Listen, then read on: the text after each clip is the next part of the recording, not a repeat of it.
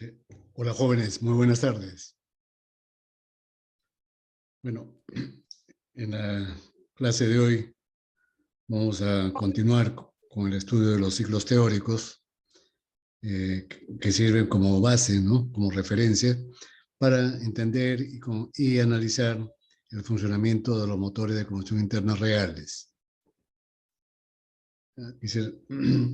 Pero previamente quería indicarles, ¿no? Como esta clase va a ser grabada, en la anterior clase nos olvidamos de grabar. Es decir, no sé qué error cometí, que no se grabó la clase, ¿no? Entonces, quiero que por favor cualquiera de ustedes me avisen en caso de que no aparezca el punto rojo de la grabación. Si en una de las esquinas aparece un puntito rojo que indica que la clase se está grabando. Entonces, a veces, eso me ocurre generalmente en los inicios del ciclo, ¿no? Los comienzos del ciclo, como uno pierde el hábito, entonces a veces ocurre eso. Pero de todas maneras, quiero que por favor me informen cuando eventualmente pueda ocurrir ello. También Compañero, quería... buenas tardes. Sí, buenas tardes. Sí, sí, en mi caso sí se está viendo el punto rojo. Sí, sí, ahora lo he comprobado, ¿no? Pero en clases sucesivas, si eventualmente me olvidara de activar la grabación, entonces les pediría que me pasen la voz, por favor. Después, si es que hay algún alumno que todavía no recibe el enlace de la clase por el Zoom, o las clases grabadas, o el material del curso, entonces le informan, por favor, que me escriban a mi correo. Le proporcionan mi correo electrónico para que esa persona me escriba y entonces automáticamente copio con su nombre y su correo y lo incluyo en las listas respectivas. No creo que sean muchos, serán uno o dos a lo máximo, pero de todas maneras, si tuviesen algún compañero que se esté quejando de que no le llegan todavía los enlaces o los que hicieron el material del curso, entonces que me escriban a mi correo. Bueno, como les estaba indicando al inicio de esta clase,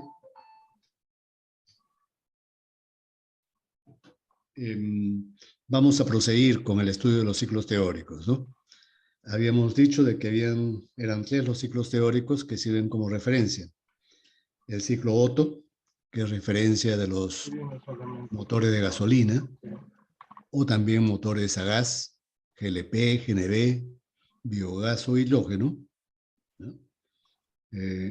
Para el ciclo base, el ciclo de referencia, es el ciclo Otto, donde como ya sabemos, el calor se suministra muy rápidamente, casi instantáneamente, a volumen constante.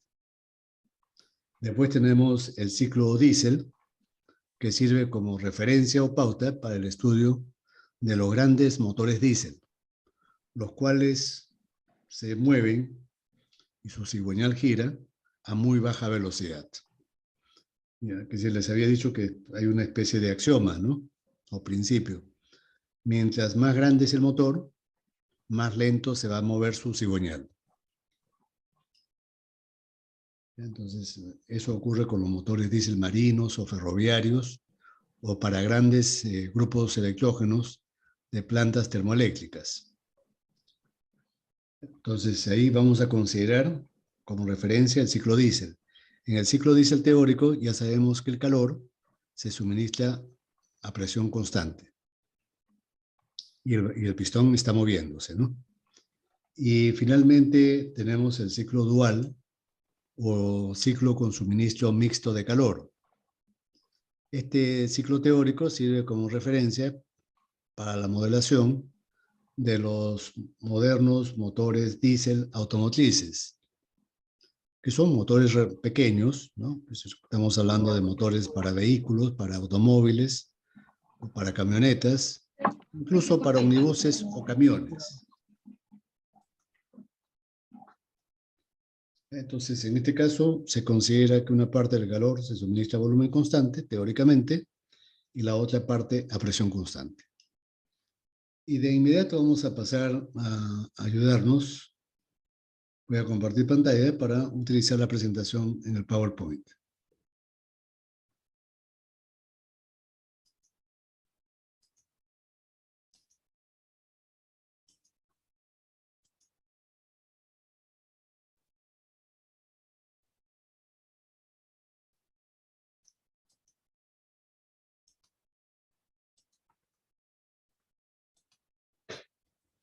Ya.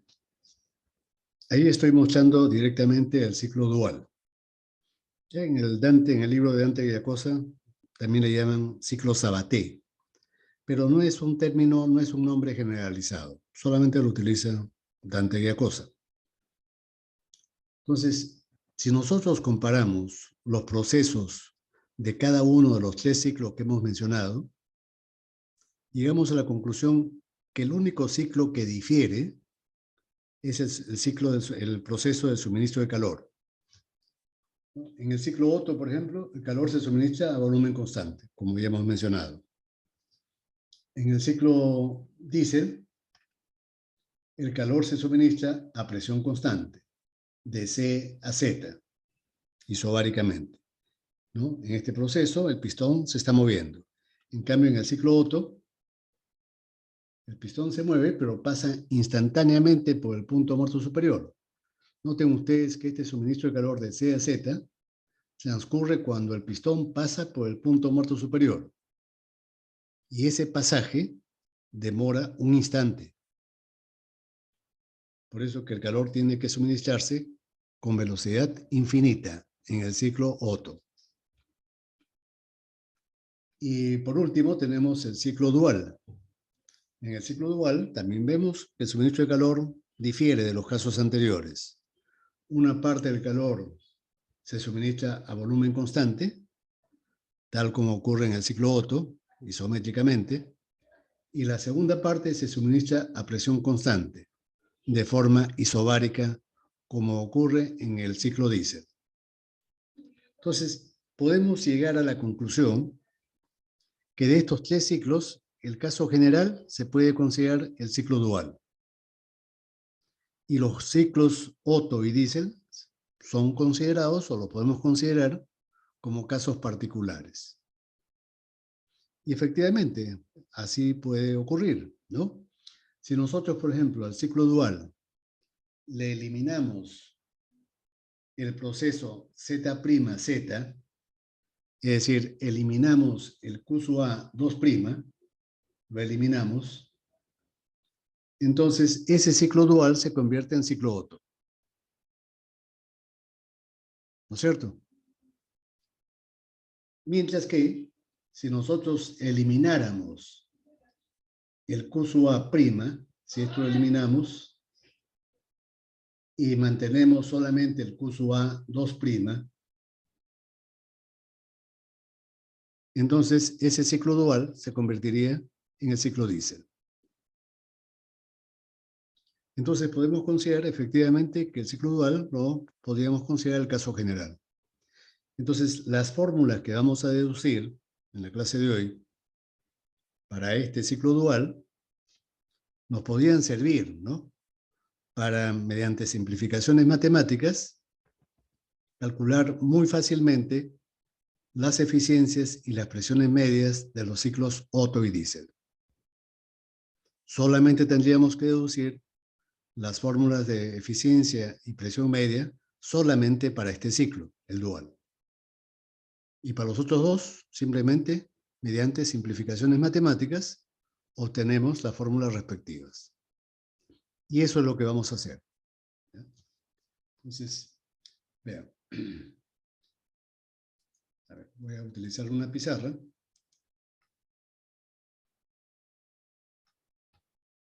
Voy a dibujar un ciclo dual en coordenadas PB.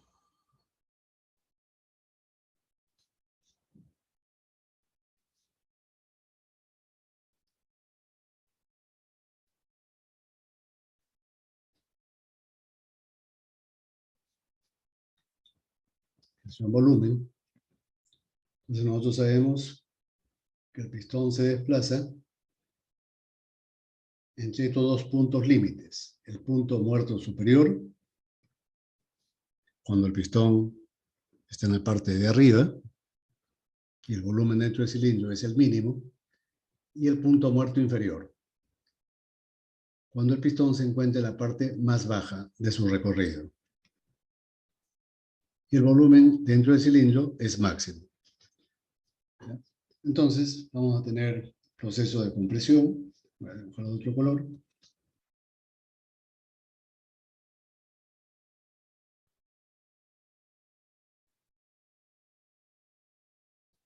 Desde el punto A, le voy a llamar el punto inicial A. Y el punto final de la compresión le voy a llamar C. Después se suministra el calor en la primera fase a volumen constante, de C a Z', en la primera fase del suministro de calor, y la segunda fase lo suministramos a presión constante, hasta el punto Z. En Z comienza la expansión, ya sin suministro de calor.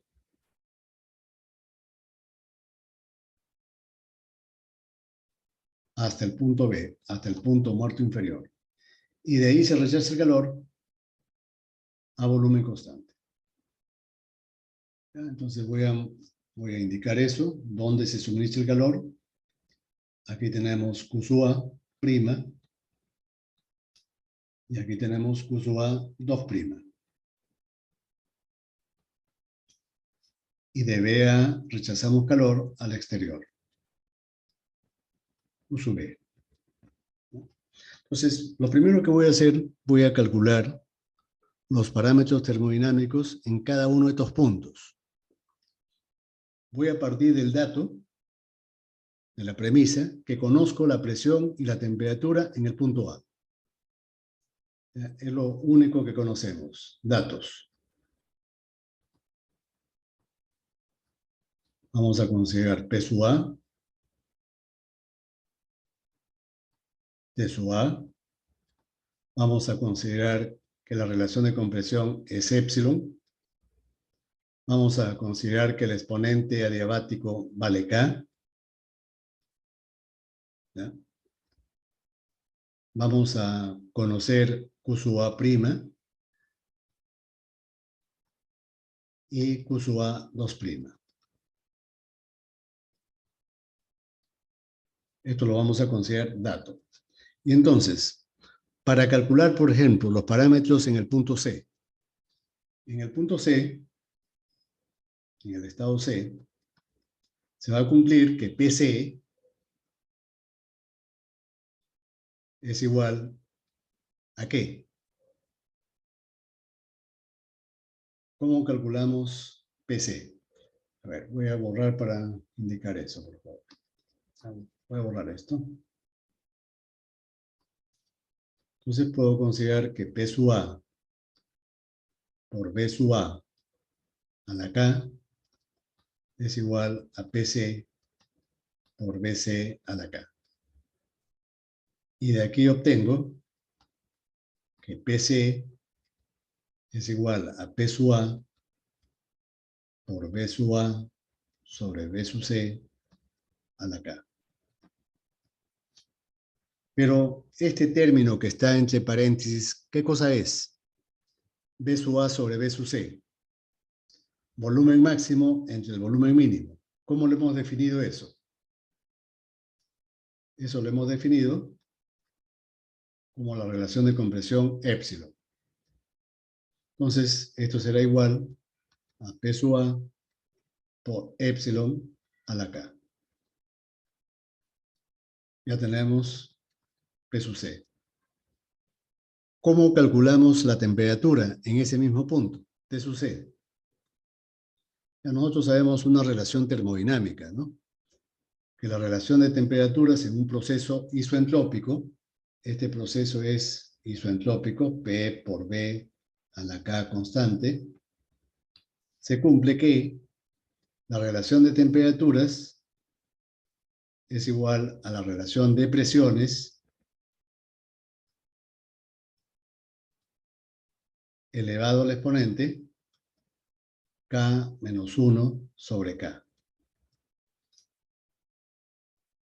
Como ya sabemos cuánto vale P sub C sobre P sub A, eso vale P sub C sobre P sub A vale epsilon a la K.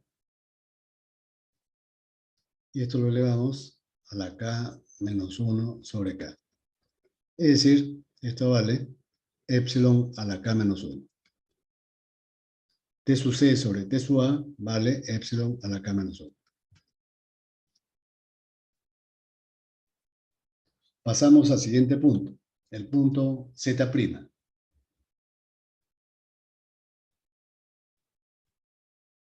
¿Cómo calculamos la temperatura en el punto Z'? Supongamos que también nosotros conocemos o podemos calcular lambda. Entonces podríamos decir que TZ' sobre TC es igual a PZ' sobre PC, y esto es igual a lambda. ¿No es cierto?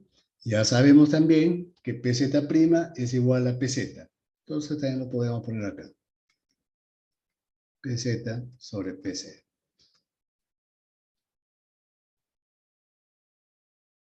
¿Está claro?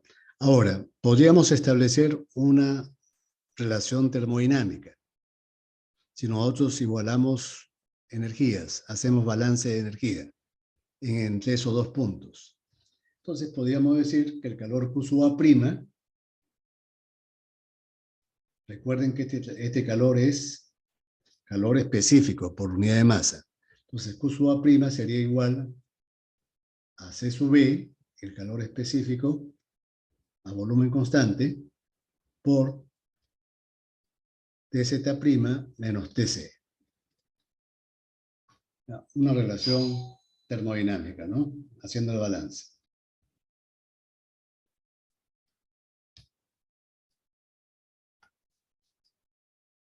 El siguiente punto. El punto Z.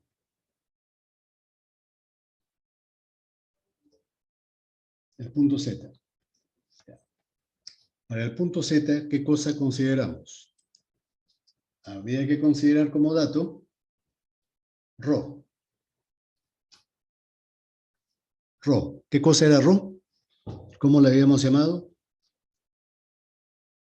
Coeficiente de expansión preliminar. Efectivamente, coeficiente de expansión preliminar, Rho. ¿Ya? Entonces, podemos hacer uso de Rho.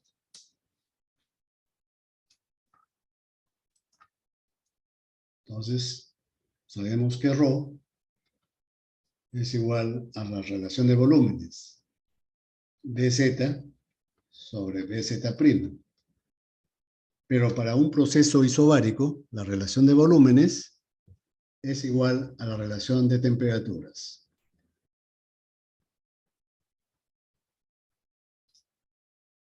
Sabemos que la presión es constante. En ese proceso CZ', o Z', perdón, el proceso es isobárico. Y se cumple esto. Ahora, también podemos hacer un balance de energías en el proceso Z'. Entonces podríamos calcular Q sub A 2'. Q sub A 2' sería igual a C sub P por el cambio de temperaturas. TZ menos TZ'.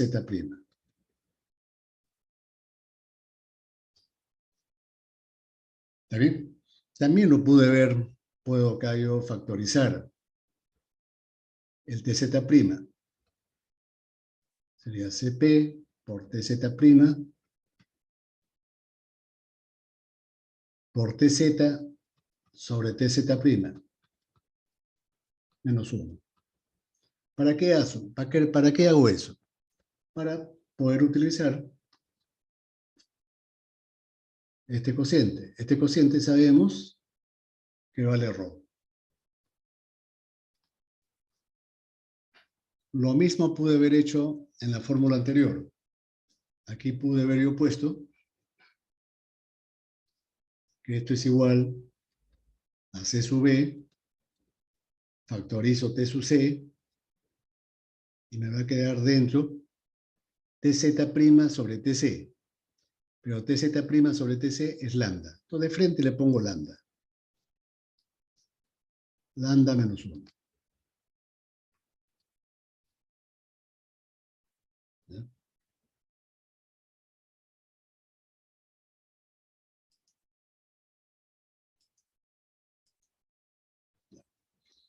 Ya estamos en el punto Z. Ahora, el punto B, el siguiente, ¿no? El punto al final de la expansión, cuando el pistón llega al punto muerto inferior. Punto B.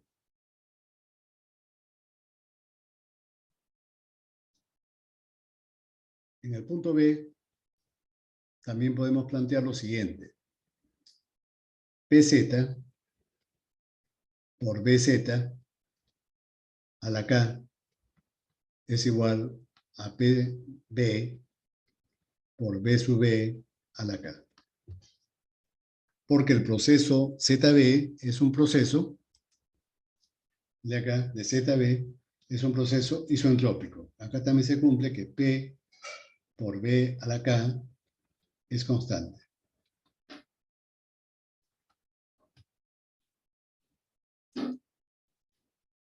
Entonces, de acá yo puedo despejar.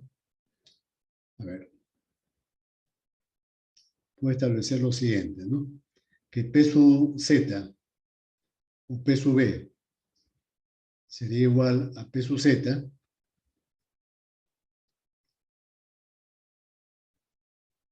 por P sub B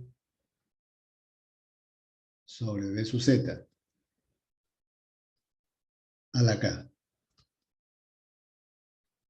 Esto lo transformo en esta relación. Pero B sub B sobre B sub Z también lo habíamos definido en la clase pasada. Nos podemos dar cuenta con facilidad que B sub B sobre B sub Z nos está indicando cuánto se expande el gas durante la expansión pura, ya sin suministro de calor. ¿No es cierto? Y a eso le habíamos llamado el coeficiente de expansión posterior, delta. Entonces yo lo puedo poner así, que esto vale igual a P sub Z sobre delta a la K. Y vemos que esta fórmula es muy parecida a la que hemos obtenido para la compresión, para este proceso de compresión. ¿No es cierto? La presión mayor P sub C es igual a la presión menor P sub A por epsilon a la K. En el caso de la expansión, podemos utilizar esa analogía porque los procesos son idénticos. Entonces, aquí podríamos, vean ustedes, la presión mayor es igual a la presión menor P sub B por la relación de expansión, delta a la K. Entonces, por lo tanto, nosotros también podríamos establecer la relación de temperaturas. T sub B es a T sub Z como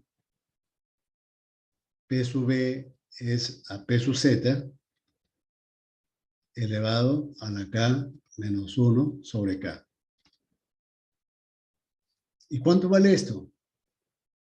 La inversa que acá podemos sacar de esta relación de la anterior, podríamos establecer que esto vale 1 sobre delta a la K elevado a la K menos 1 sobre K.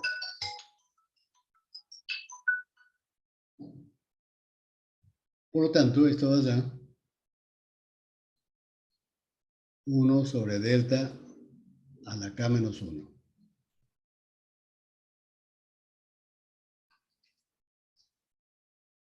Es una fórmula idéntica o análoga a la que habíamos obtenido aquí, ¿no? T sub C sobre T sub A es igual a epsilon a la K menos 1. En el caso de la expansión, es T sub Z sobre T sub B es igual a delta a la K menos 1.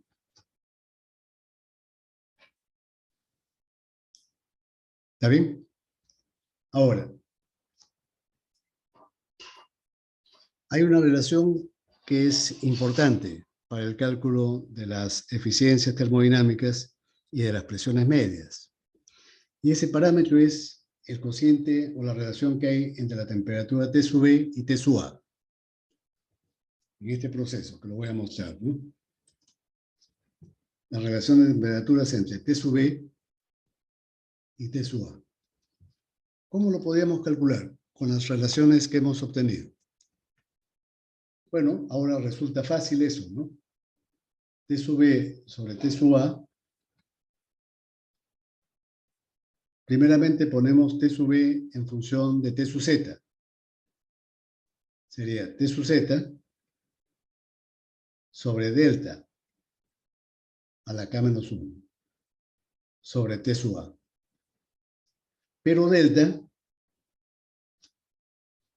lo podemos poner en función de otros dos términos ya conocidos y definidos.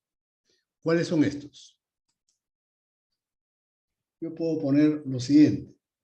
Voy a ponerlo como premisa primeramente, ¿ya? Que épsilon, la relación de compresión épsilon, es igual a rho por delta. Quiero demostrar esta relación. ¿Cómo lo demostramos? A ver, rho, primeramente rho. ¿Cómo lo habíamos definido rho? El coeficiente de expansión preliminar. Rho, por definición, es B sub z sobre BZ'. ¿Está bien? Y delta, ¿cómo lo habíamos definido? Delta es la relación entre B sub B, aquí, con respecto a B sub Z. Esas definiciones lo voy a utilizar para demostrar esta relación. Rho es igual, este de acá es igual, a B sub Z sobre BZ'. Y delta es igual a B sub B sobre B sub Z. Si yo multiplico estos dos cocientes, se va a simplificar BZ. Y va a quedar B sub B sobre BZ'.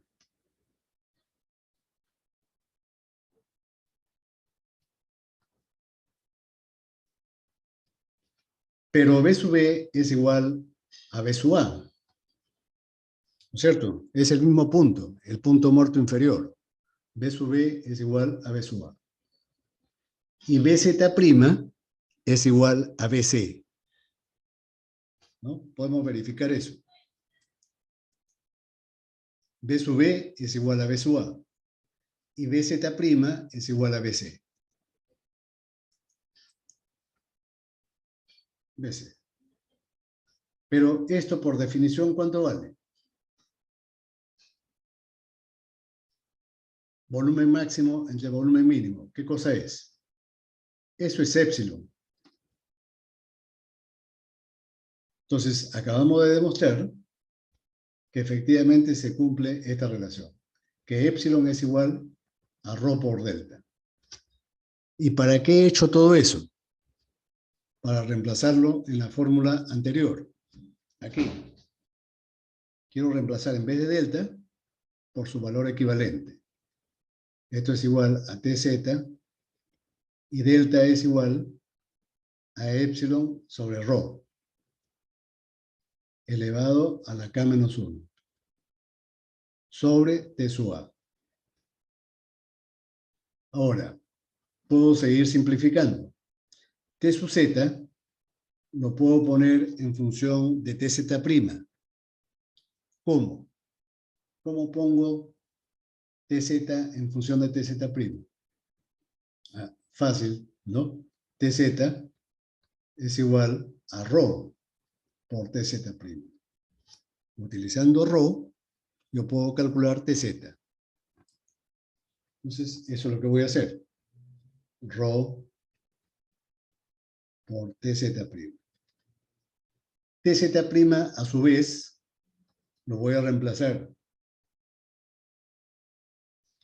por su valor equivalente. Esto es igual a lambda por Tc. ¿De dónde lo obtengo eso? Lambda por Tc. ¿De dónde lo he obtenido?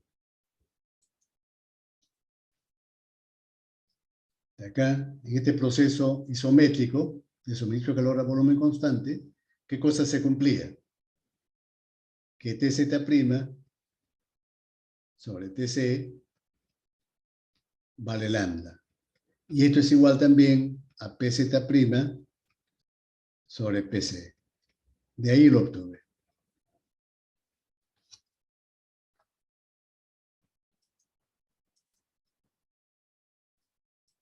Acá. Entonces voy a reemplazar. Ya lo reemplacé, ¿no? Lambda por TC. Y TC lo voy a, finalmente, lo voy a poner en función de T sub A. T sub C es igual a T sub A por epsilon a la K menos 1. Si yo simplificara, si yo simplifico todo esto,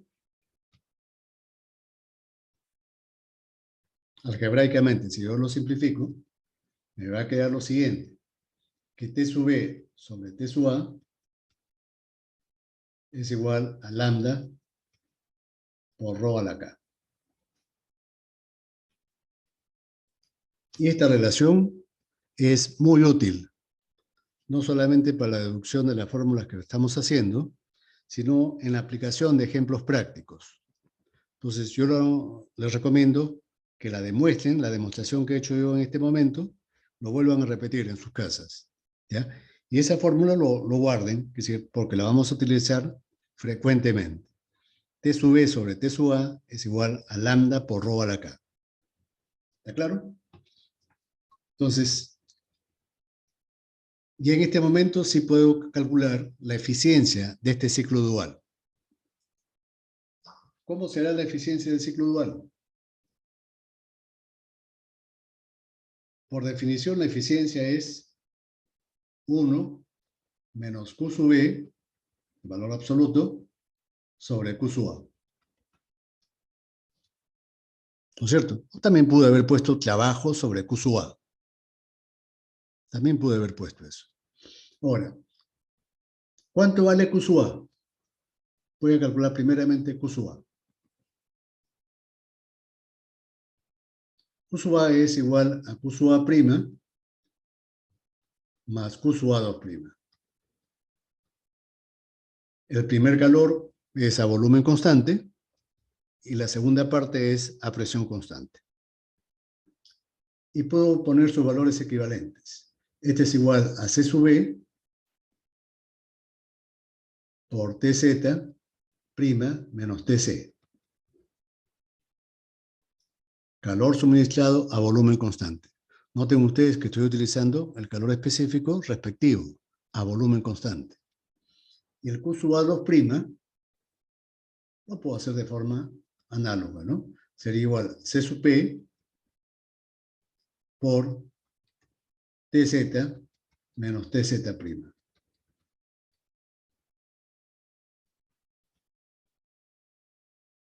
Puedo yo aquí factorizar C sub B. ¿Ya? Voy a factorizar C sub B y T sub C. Y el resto lo pongo entre corchetes. Entonces, el primer sumando, ¿cómo sería el primer sumando? ¿No es cierto que sería TZ' sobre TC?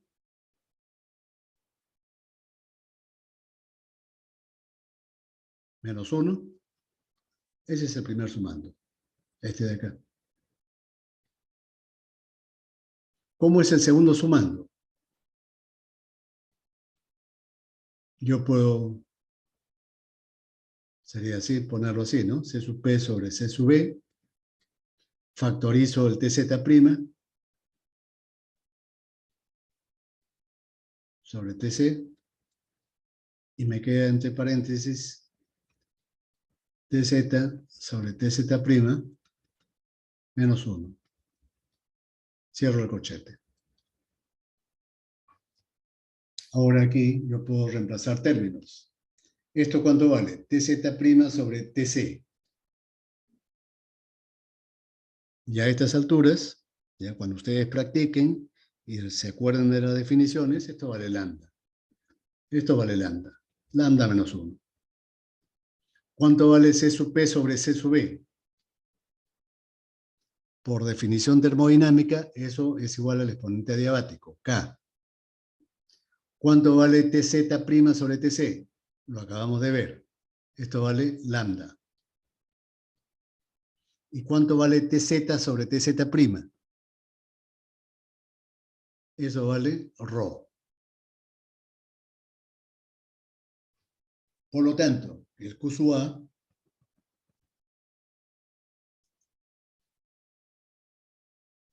finalmente lo puedo poner así.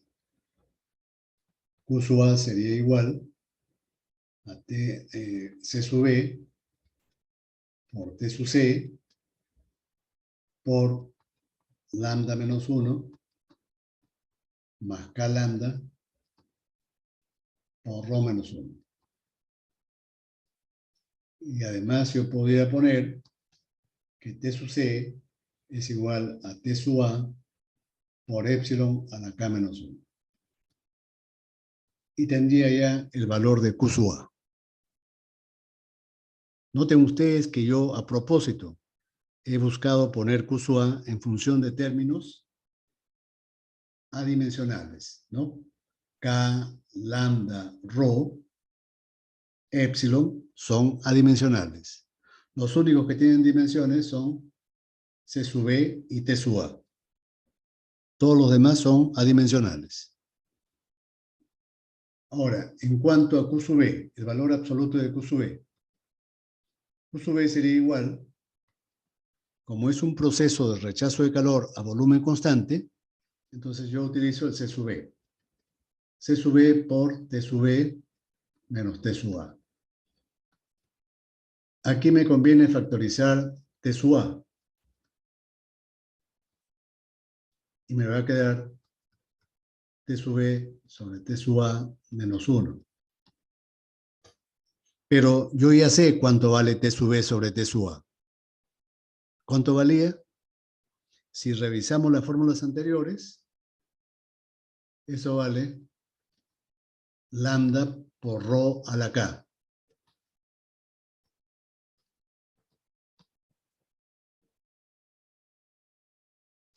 Si yo reemplazo los valores, las fórmulas que he obtenido de Q sub A, esta, y Q sub B, esta de aquí, en la fórmula de la eficiencia termodinámica, llego a la conclusión, simplificando, que esto es igual a 1 sobre epsilon a la K menos 1 por lambda por ρ a la K menos 1 sobre lambda menos 1 más K lambda por ρ menos 1. Así quedaría la fórmula de la eficiencia termodinámica del ciclo dual.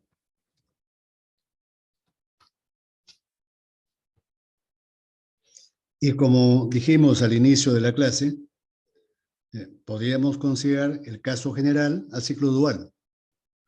Y los ciclos Otto y Diesel podemos considerarlo como casos particulares.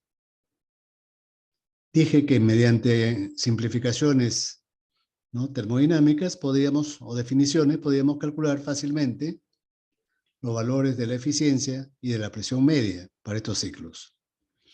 Y efectivamente, en el ciclo Otto, les pregunto yo a ustedes, ¿solamente hay un ciclo de suministro de calor a volumen constante? Esa es la premisa, ¿no? Que el calor se entrega exclusivamente a volumen constante. No hay proceso a presión constante en el ciclo Otto. Por lo tanto, ¿cuánto vale ρ? 1. 1, efectivamente. En el ciclo Otto, muy bien. En el ciclo Otto,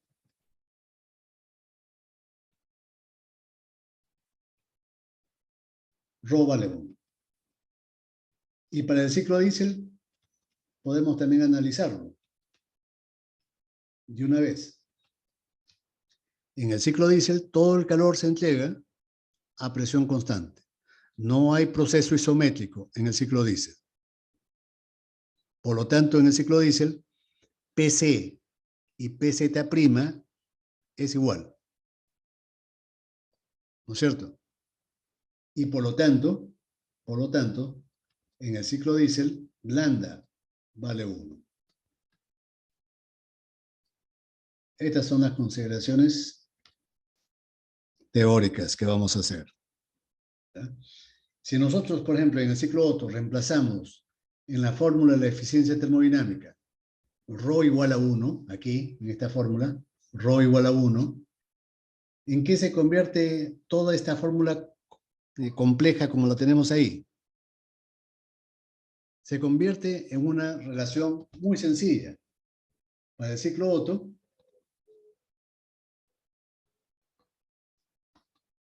la eficiencia termodinámica se convierte en lo siguiente.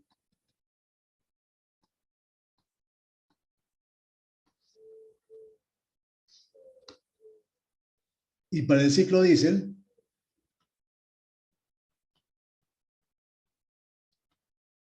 donde lambda vale 1,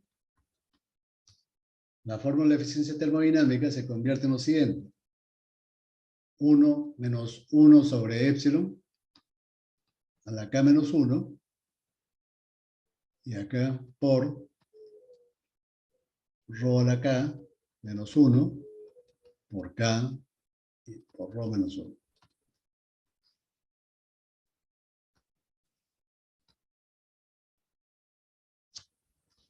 ¿Está bien? De una forma muy sencilla, hemos obtenido las eficiencias del ciclo Otto y diésel a partir de la fórmula general del ciclo dual.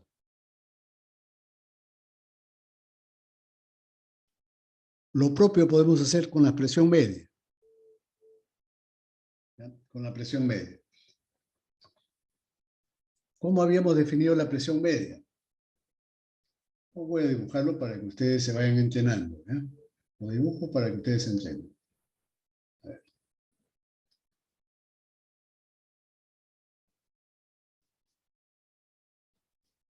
Presión, volumen. Aquí tenemos punto muerto superior,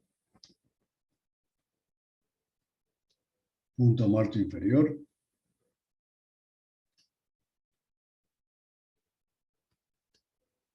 vamos a dibujar el ciclo dual.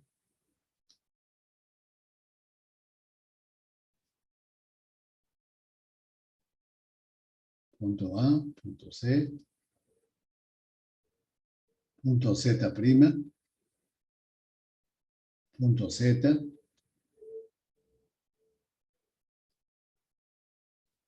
punto B, punto A. A ver, aprovechando el dibujo,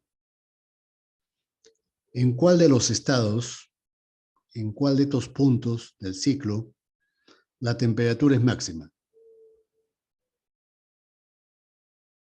Me refiero de todos estos puntos que he dibujado, A, C, Z', Z, B, ¿dónde la temperatura alcanza su valor máximo? En Z. En Z, efectivamente. Algunos alumnos de ciclos anteriores, no todos, algunos, piensan o pensaban de que la temperatura máxima es en el punto Z'. Como acaba de contestar su compañero, la temperatura máxima es en el punto Z, por si acaso. ¿Ya? Ahora, la distancia o la diferencia de volúmenes entre el punto muerto superior y el punto muerto inferior, como ya sabemos, es la cilindrada unitaria. Algunos autores también le llaman volumen de desplazamiento. Es el volumen que desplaza el pistón cuando se mueve del punto muerto superior al punto muerto inferior o viceversa. Ya, no es la cilindrada total, ¿eh? Cuando uno dice, por ejemplo, la cilindrada de un Toyota 1800, entonces 1800 son 1800 centímetros cúbicos. Pero esos 1800 es la sumatoria de todos los cilindros, las cilindradas de todos los cilindros. A veces hay confusión en los alumnos.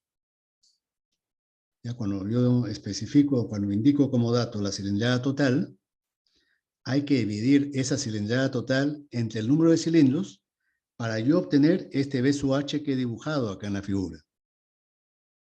Aquí es la cilindrada unitaria de un solo cilindro, por si acaso. ¿Ya? Entonces, ¿qué cosa es la presión media? habíamos dicho que había que superponer un rectángulo.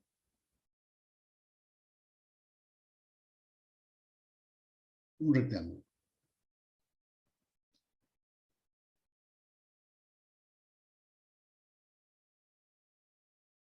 Y que este rectángulo tuviese la misma área del trabajo del ciclo azul.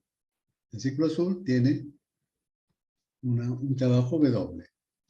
Y esta área verde también es, o tiene que ser, W. Los dos tienen que ser iguales. Como las bases son iguales, entonces la presión media del ciclo es la altura de este rectángulo. Presión media del ciclo. Y habíamos dicho que la presión media era un parámetro importante porque nos indicaba qué tan compacto era el motor. ¿Está bien? Por definición, la presión media es igual al trabajo total entre B sub H. El trabajo total es igual a M, la masa del ciclo, la masa de la sustancia de trabajo que recircula en el ciclo, multiplicado por el Q sub A, calor específico, total Q sub A, por la eficiencia termodinámica, sobre B sub H. Y voy a comenzar a reemplazar datos. ¿Ya? En las fórmulas ya deducidas anteriormente voy a reemplazar datos. Pongo la masa y Q sub A. ¿Cuánto vale Q sub A? ¿De dónde lo obtengo?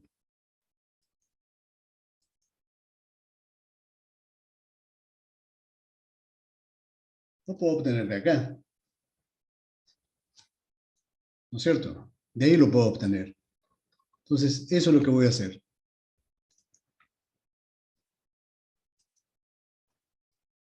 Q sub A sería igual a C sub B por T sub A por epsilon a la K menos 1 por lambda menos 1 más K lambda por rho menos 1. Multiplicado por la eficiencia termodinámica sobre B sub H.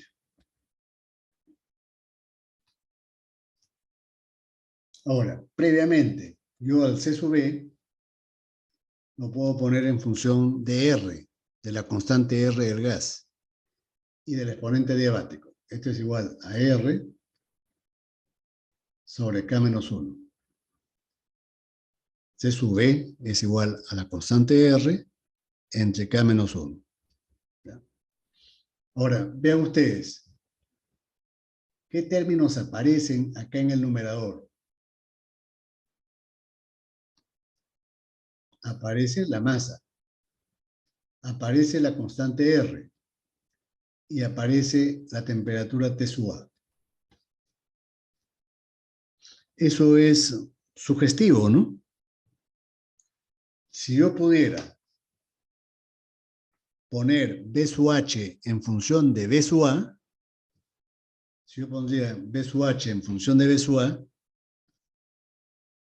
yo podría tener algo adecuado, ¿no? Porque, ¿qué cosa pasaría? Si yo tuviese en el numerador M por R por T sub A y abajo de alguna forma que aparezca B sub A, ¿cuánto vale esto? Por la ecuación de los gases ideales.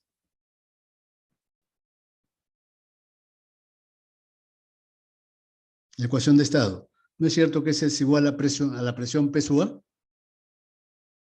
Esto es igual a la presión P sub A.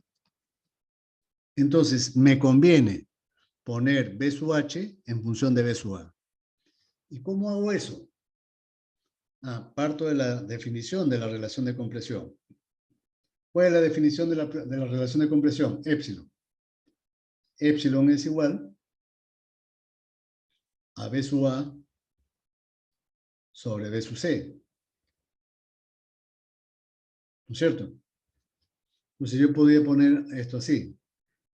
B sub A Y B sub C lo pongo como B sub A menos B sub H. B sub C es igual a B sub A menos B sub H. ¿Y aquí qué cosa hago? ¿Qué podía hacer?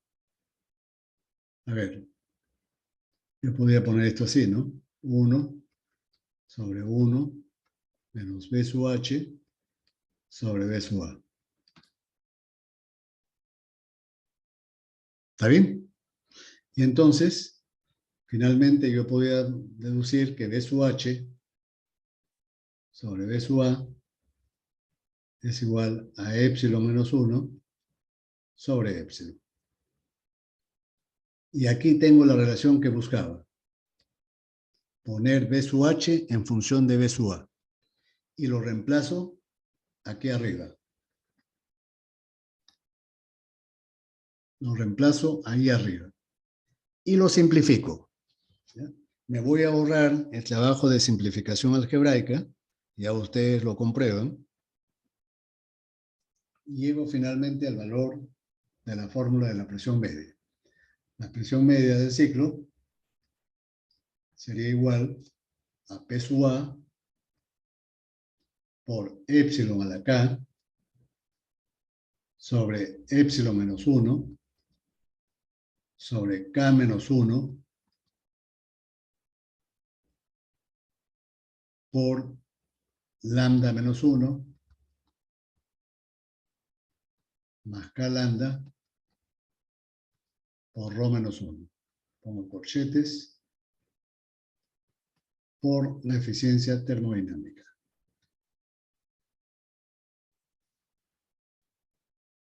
Este es para el ciclo dual. Y para el ciclo Otto, en el ciclo Otto, ya sabemos que rho vale 1. Y por lo tanto, la presión media quedaría P sub A por epsilon a la K sobre epsilon menos 1 por K menos 1 por lambda menos 1 por la eficiencia termodinámica. Esta fórmula es para el ciclo Otto. Y para el ciclo diésel,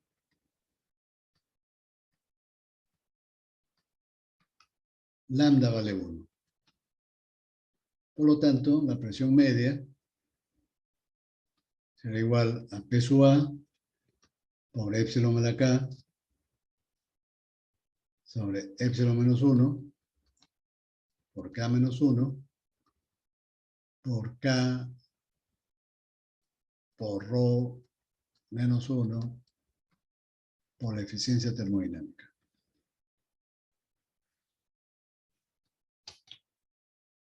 Todo simplificadamente, de forma algebraica, queda así. ¿Ya? Todas estas demostraciones, por supuesto, por ahorita, en este momento, es un poco aburrido. Yo lo entiendo. Pero lo interesante viene ahora, ¿no? En cuanto a la interpretación de los resultados, de las fórmulas que hemos obtenido. Eso es lo interesante, ¿no? ¿Qué podemos observar? Regresando a las diapositivas,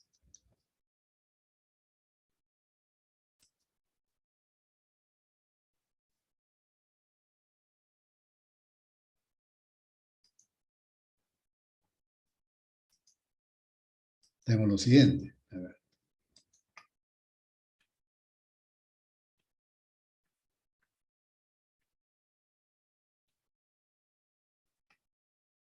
Esas son las fórmulas de la eficiencia termodinámica.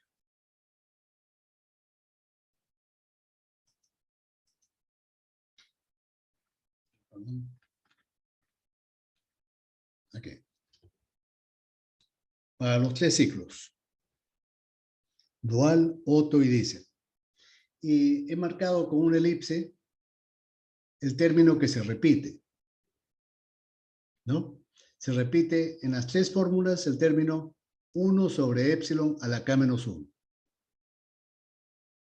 ¿Qué significa ahí eso? Que epsilon influye por igual en las tres fórmulas. De tal forma que cuando epsilon aumente, la eficiencia termodinámica de los tres ciclos va a aumentar.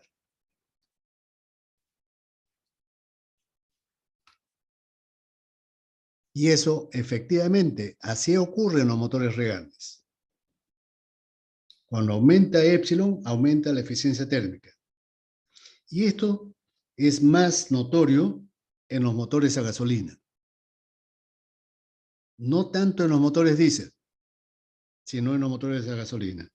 Por eso que los fabricantes de motores de gasolina, ellos se esmeran de que año a año sus modelos tengan una mayor relación de compresión para que el motor sea más eficiente y más potente a la vez. Sobre todo pues en una época donde las reservas probadas de petróleo a nivel mundial cada vez son menores e incluso algunos ya han anunciado la defunción del motor de gasolina anticipadamente, ¿no? Es decir, claro, ahora se entiende que el motor de encendido por chispa puede utilizar hidrógeno. Puede utilizar hidrógeno. Por ahora es complicado y caro, pero hasta el 2035, donde se anuncia la desaparición del motor de gasolina, ese motor va a poder seguir trabajando con hidrógeno, con contaminación muy pequeña, pasando los estándares rigurosos que hay.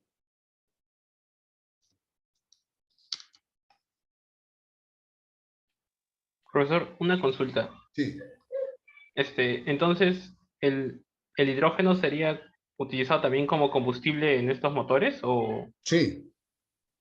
Se podría, es decir, utilizar, claro, ahora se está intentando, pero producir y almacenar y manipular el hidrógeno por ahora es muy complicado y costoso.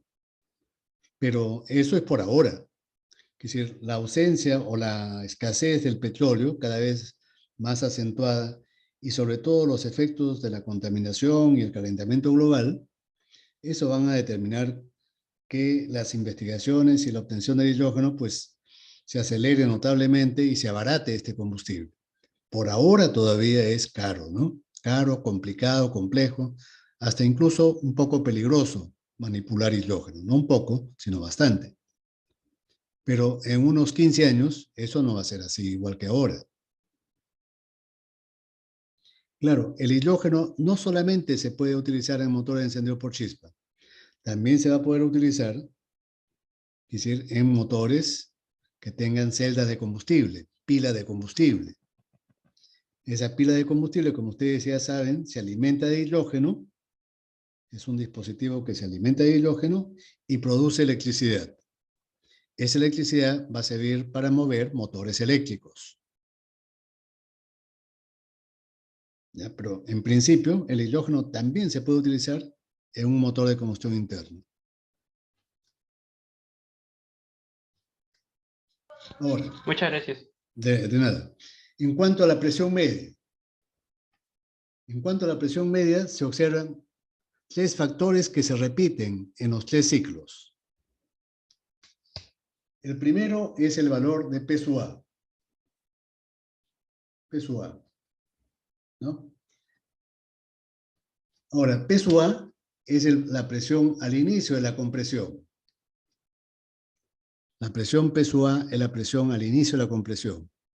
Entonces, en un motor de aspiración natural, P sub A aproximadamente es un poquito menor que la presión atmosférica. ¿No es cierto? Es por las pérdidas que se producen cuando el aire ingresa al cilindro del motor. Ahora, ¿se puede aumentar P sub A? De forma artificial, ¿se puede aumentar P sub A? Uno podría pensar así en primera instancia que no, ¿no? Porque depende de la presión atmosférica. Pero yo estoy mencionando que P sub A es la presión al inicio de la compresión. Y yo esa presión sí la puedo aumentar. No puedo cambiar la presión atmosférica, por supuesto, pero sí puedo aumentar la presión al inicio de la compresión. ¿Cómo? mediante la sobrealimentación, mediante el uso de un turbocompresor. ¿Ya? Yo comprimo previamente al aire antes que ingrese al cilindro del motor. ¿Cómo? Con un turbo, con un compresor, con un soplador Roots. Y así yo puedo aumentar notoriamente la presión media.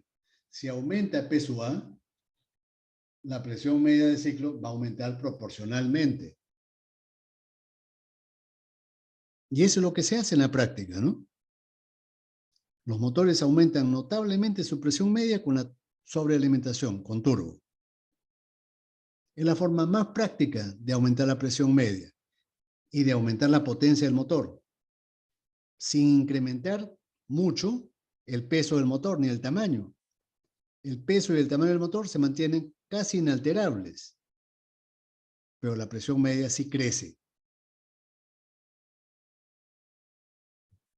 Ahora, noten ustedes que también si la eficiencia térmica del motor aumenta, del ciclo, ¿no? Esto también obviamente va a repercutir en una mayor presión media. Y la mayor presión media significa más potencia. Con el mismo tamaño, con el mismo motor. Si yo por algún motivo, por algún medio, ¿no?, tecnológico, logro incrementar la eficiencia, voy a tener más ahorro de combustible y más potencia.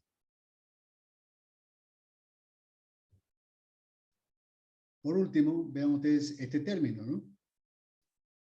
En este término, el factor que crece más es el numerador.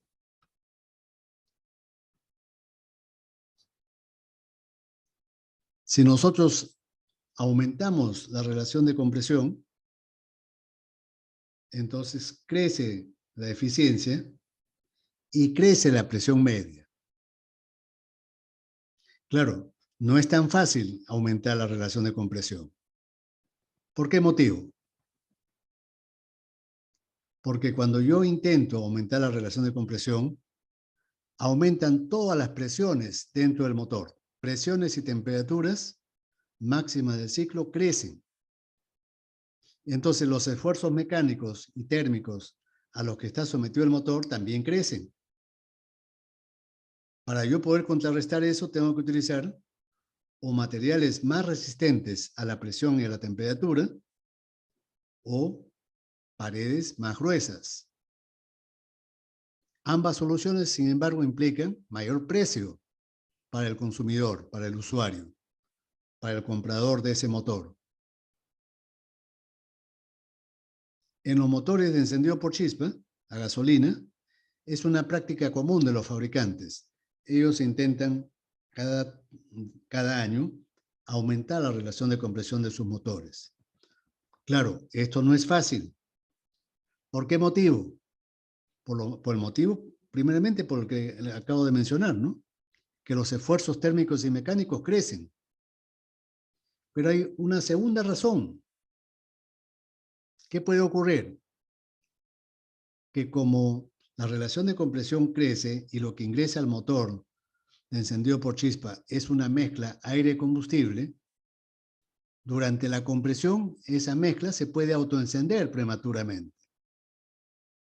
Y ya sabemos que eso va a provocar el colapso del motor. Va a provocar detonaciones que van a provocar el colapso del motor. Si yo hago, o el fabricante hace un motor con mayor relación de compresión, ese motor va a necesitar una gasolina de mayor octanaje, si es que no quiero que detone y que el motor colapse. Y una gasolina de mayor octanaje cuesta más, es más cara. En los motores diésel ni siquiera se intenta eso. Los fabricantes de motores diésel, no intentan aumentar la relación de compresión. Ellos utilizan otros métodos para aumentar la potencia o aumentar la eficiencia. ¿Cuál, por ejemplo? Ellos, por ejemplo, utilizan o intentan aumentar la presión mejorando la inyección, inyectando el combustible a más presión para que el combustible se pulverice en gotitas más pequeñas. Ellos mejoran, por ejemplo, la forma de la cámara de combustión para que la combustión sea más rápida y más completa. Mejoran, por ejemplo, la geometría de los colectores de admisión y escape, para que no hayan menos, para que las pérdidas sean menores cuando el aire ingresa y cuando los gases salen. Otra forma que utilizan los fabricantes de ambos motores, de ambos tipos de motor, es utilizar la sobrealimentación. Esa es una tendencia que se está generalizando. Utilizar la turbocompresión.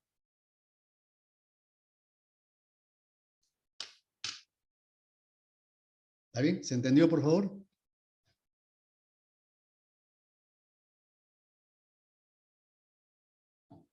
Sí, profesor, se ha entendido. Ya, muy bien. Cuando hayan dudas, me preguntan. ¿Ya? Yo comprendo que todo esto es nuevo y es lógico que surjan preguntas. Entonces, vamos a analizar ahora ciclo por ciclo.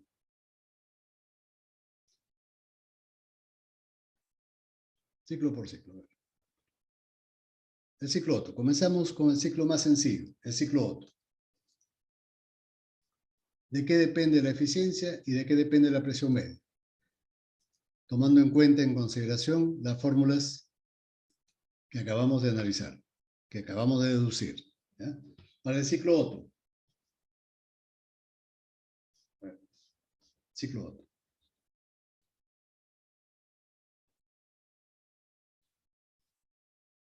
Acabamos de ver que la fórmula de la eficiencia termodinámica es una fórmula sorprendentemente sencilla.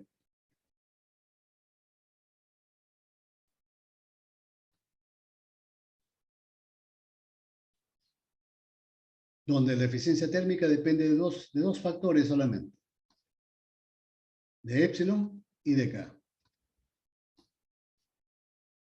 Epsilon es un parámetro constructivo, geométrico, que el fabricante lo puede cambiar en función a su diseño. Claro, dentro de cierto rango, ¿no? Puede aumentarlo, pero eso ya sabemos que no es tan fácil. Pero puede él influir, puede hacer que epsilon crezca. Pero K depende de la temperatura de la sustancia de trabajo. ¿Ya? Durante el funcionamiento del motor, la temperatura puede cambiar y entonces en función de ese cambio de temperatura, la eficiencia térmica también va a cambiar. Y también K depende de si la mezcla es pobre o es rica. Depende de la relación aire-combustible. Ahí el fabricante no tiene mucha influencia. Más que todo depende de la operación del motor. Cuál es su temperatura y cuál es su relación aire-combustible. Ahora, veamos el primer factor. ¿Cómo influye? ¿Cómo cambia la eficiencia térmica cuando cambia epsilon? ¿Cuál es la tendencia de la curva de crecimiento de la eficiencia en función de epsilon? Si nosotros hacemos un dibujo sencillo, a grosso modo, un gráfico, mejor dicho, de la eficiencia térmica en función de epsilon, el crecimiento es de esta forma.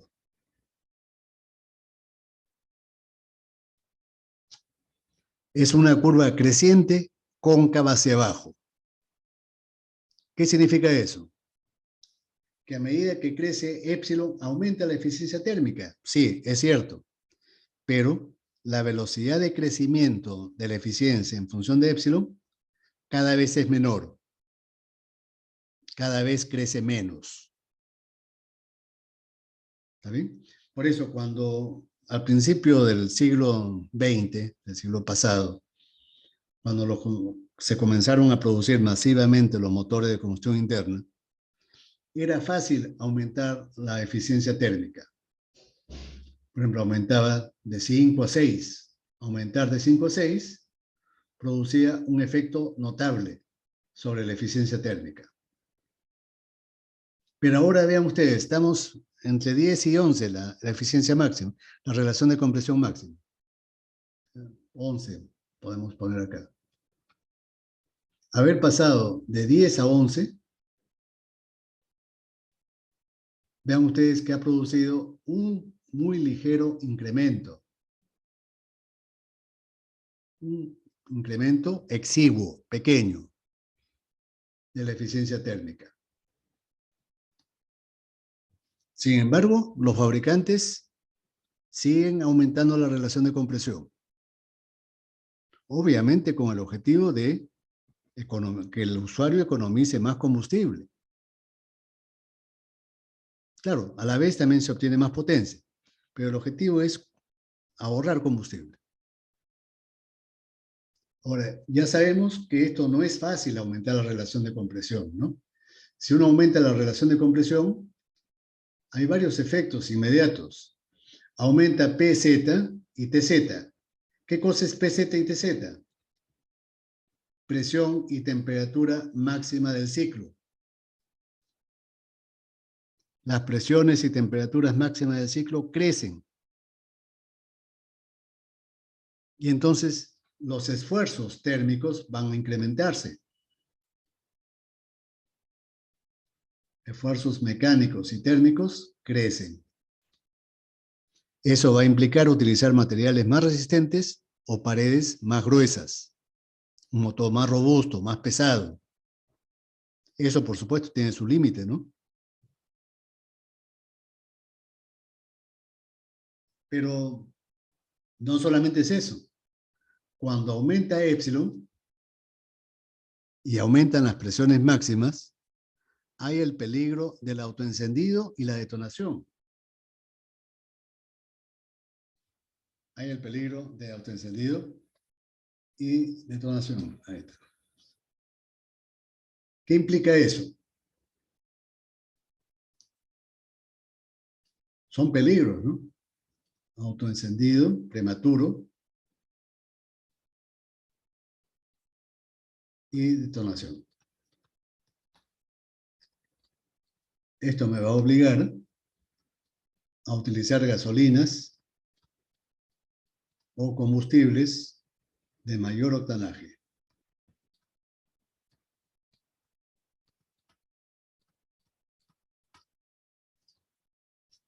Más caras, ¿no? Gasolinas más caras. Y la tercera consecuencia, como aumenta TZ,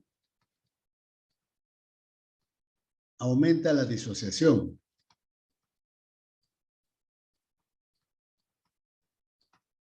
¿Recuerdan ustedes que la disociación era un factor que provocaba la disminución de la eficiencia? ¿No? Pero no solamente eso. La disociación también provoca la disociación del NOx, del nitrógeno del aire, y la formación de NOx. Y mencioné que estos NOx son gases muy tóxicos, de 10 a 20 veces más tóxicos que el monóxido, por ejemplo. Con las normas cada vez tan rigurosas, normas ecológicas tan rigurosas en el mundo, entonces, esto es un factor limitante. Yo no puedo incrementar mucho épsilon, porque se incrementan las temperaturas máximas. Y si las temperaturas máximas crecen, aumentan los NOx. Y entonces las legislaciones de los países desarrollados prohíben esto. Sobre todo en Europa, ¿no? Las normas euro y las normas norteamericanas y japonesas cada vez son más rigurosas. Sobre todo las euro, ¿no?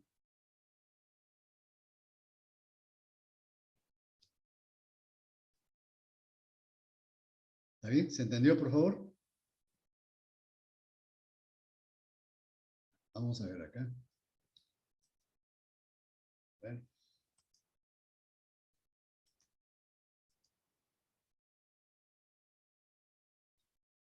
Aquí vean ustedes qué cosa he graficado, ¿no?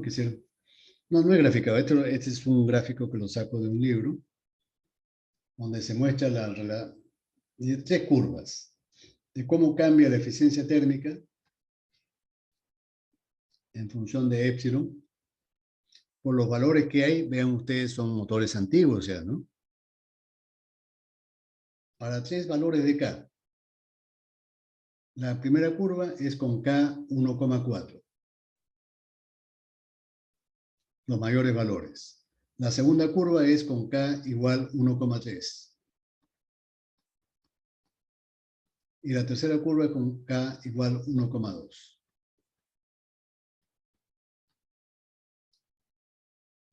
Pero ¿qué pasa? ¿El K de qué depende? ¿No es cierto que el exponente adiabático depende de la temperatura promedio del ciclo? ¿No es cierto? Ese valor de K depende de la temperatura promedio del ciclo. 1,4 es solamente cuando el gas está frío a 0 grados centígrados. Temperatura promedio. ¿Qué motor trabaja con una temperatura promedio de 0 grados centígrados? Ninguno. Ese es un modelo hipotético, teórico, que solamente se utiliza en los ejemplos de termodinámica. ¿No es cierto? Una temperatura promedio más consistente, más realista, por ejemplo, es 1600, 1200 grados centígrados. En este rango. Eso es más real. ¿Cuánto vale el K para esas temperaturas? 1,3, 1,31. Entonces, este valor de K es el que nosotros vamos a utilizar cuando calculemos ciclos teóricos Otto. No vamos a utilizar 1,4, salvo que el texto del problema lo indique así. Hay problemas donde se indica eso, ¿no? Asumir un K igual a 1,4. Se llama el exponente adiabático del aire estándar, frío. Exponente adiabático del aire estándar frío. Pero ya sabemos que eso solamente es teórico. Nosotros vamos a preferir, yo sobre todo voy a preferir utilizar un K que esté más en un rango más real, de 1200 a 1600 grados centígrados, donde el K promedio está entre 1,30 y 1,31. ¿Está bien? El otro K, vean ustedes, de 1,2, tampoco es real. ¿Por qué motivo? Por el motivo inverso ya, temperaturas demasiado altas. Temperaturas demasiado altas, que en un motor normal no se consigue. Ya sabemos que la temperatura no crece ilimitadamente en el motor, ¿no? La disociación limita la temperatura máxima. Por lo tanto, nunca vamos a tener un K igual a 1,2. Nunca. Aquí solamente se pone como un ejemplo, ¿no? Académico. ¿Está bien? ¿Se ha entendido, por favor? Sí, sí, profesor. Ya, muy bien. Ahora, algo adicional que quiero también explicar. Bien, ¿por qué la eficiencia térmica sorprendentemente no depende ni de la temperatura Tz, ni tampoco de Q sub A? Por lo tanto, no depende de lambda.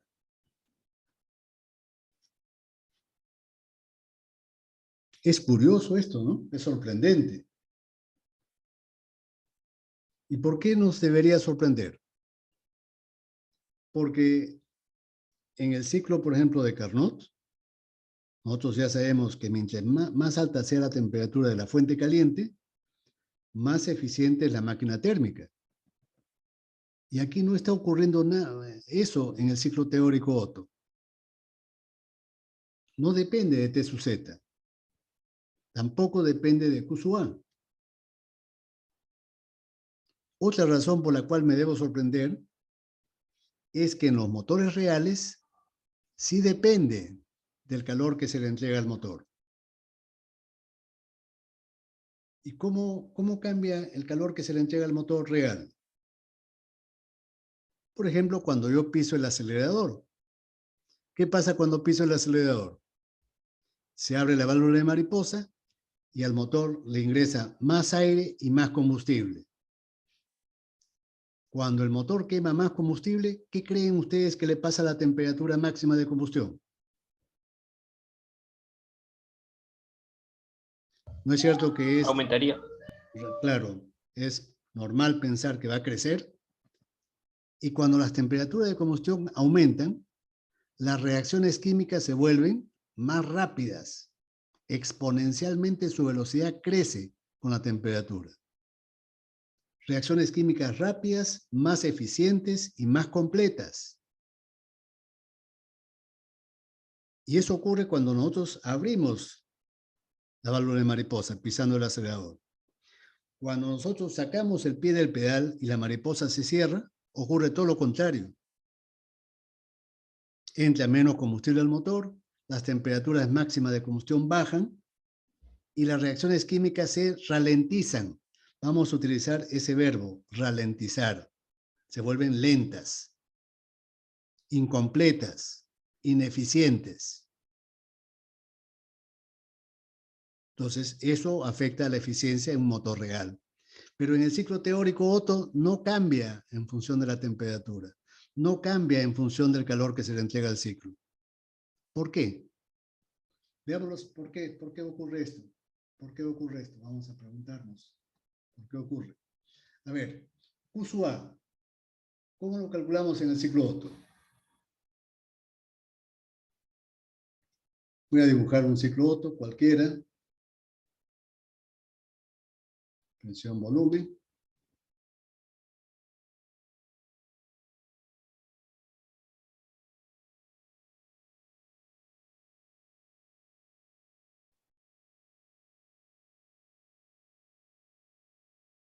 Punto A, punto C, punto Z, punto B. El calor sabemos que lo entregamos aquí. Usual. ¿Cómo lo calculamos? Q sub A sería igual a C sub B por TZ menos TC. Y esto ya lo podemos, sabemos que lo podemos factorizar el TC. Lo factorizo el TC y lo pongo en función de T sub A. Esto ya lo he hecho anteriormente, voy a ponerlo simplemente. Y TZ sobre TC vale lambda. Lambda menos 1. ¿Está bien?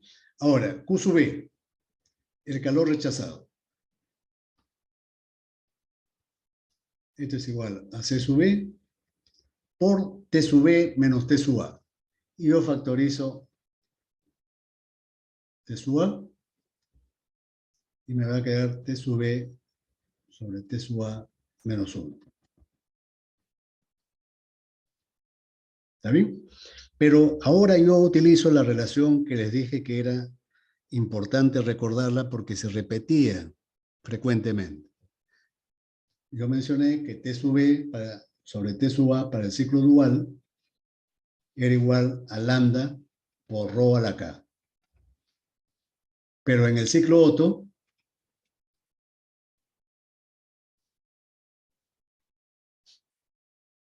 rho vale 1. Y por lo tanto,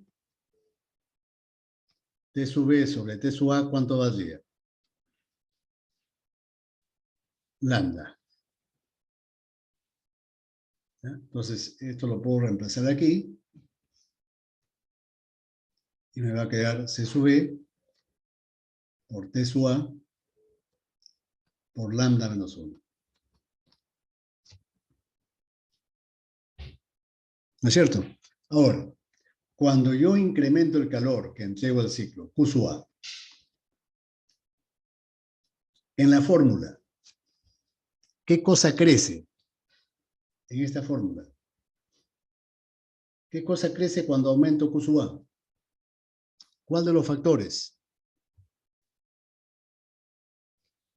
Por supuesto, C sub B no cambia, ¿no? Este es constante. No cambia. Este no cambia. T sub A es la temperatura al ingreso. Tampoco cambia, ¿no? La relación de compresión es un parámetro constructivo, no cambia.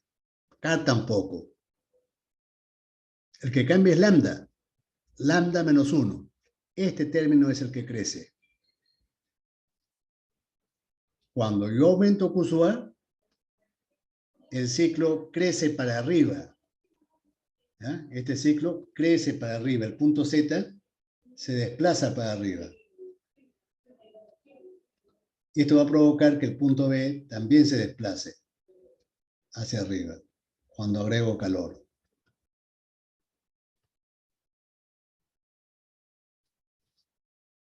Crece lambda menos 1.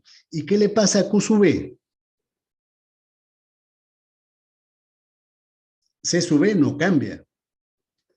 T sub A tampoco cambia. ¿Cuál es el que cambia? Este mismo factor, lambda menos 1.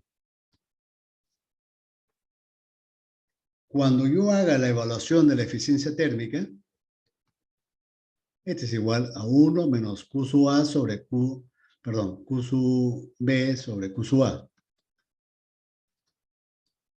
Significa que si Q sub A aumenta en 10%, ¿cuánto aumenta Q sub B?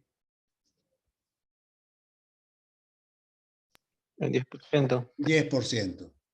Exactamente. Por lo menos teóricamente se cumple eso. Si Q sub A aumenta, si yo aumento el calor en 10%, el calor rechazado también aumenta exactamente en 10%. ¿Y por qué ocurre eso? Porque estas dos curvas, ZCZ y DA, ambas son isométricas. Por eso, si Q sub A crece, Q sub B crece en la misma proporción. Y se va a cumplir la siguiente relación. TZ es a TC, como T sub B es a T sub A. En el ciclo Otto se cumple esto. Es por eso que teóricamente no crece la eficiencia térmica. No depende de Q sub A. No depende de TZ. No depende de lambda. En un motor real, sí. ¿Por qué depende de un motor real? Ya lo expliqué, ¿no? Cuando aumenta la cantidad de gasolina que ingresa al motor, las temperaturas de combustión aumentan notablemente. Y esto hace que las reacciones químicas de combustión se aceleren exponencialmente. La combustión se vuelve más completa, más limpia y más rápida. Cuando yo cierro la mariposa del carburador, ahí todo se empeora. Se empeora el encendido, se empeora la combustión, las reacciones químicas se vuelven más lentas, las emisiones contaminantes aumentan. Ese es el problema de los motores que tienen carburador o que tienen inyección en el ducto de admisión. Cuando el motor funciona en ciudad, funciona antieconómicamente y contamina el motor.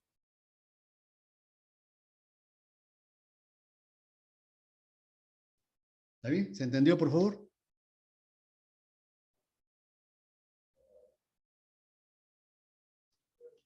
¿Se entendió la explicación?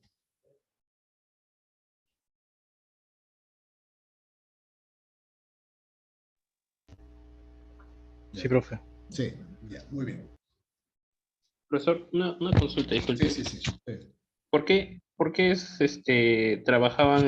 funcionaban de mala manera en ciudad?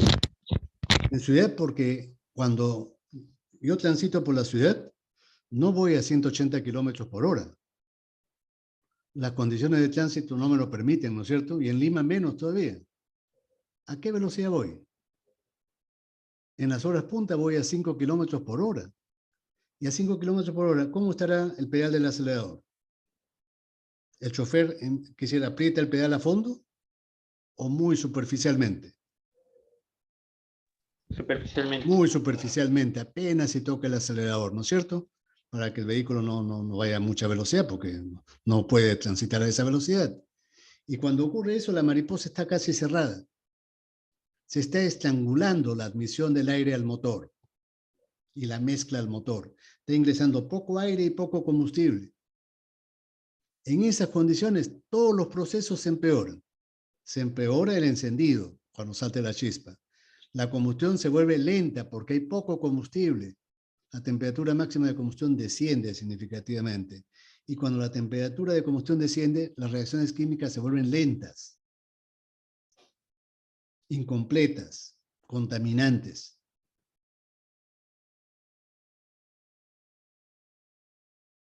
¿Está claro? Entonces, ese empeoramiento es porque cuando cerramos la mariposa, todos los procesos sufren un empeoramiento, valga la redundancia, ¿no? Cierro la mariposa y todos los procesos dentro del motor se empeoran. Las reacciones químicas se vuelven lentas.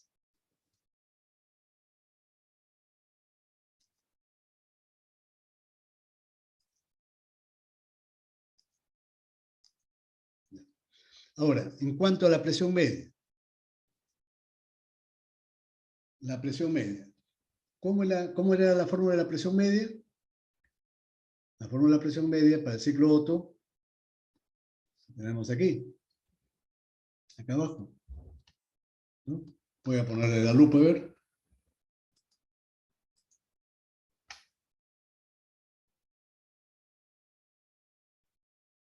Vean ustedes.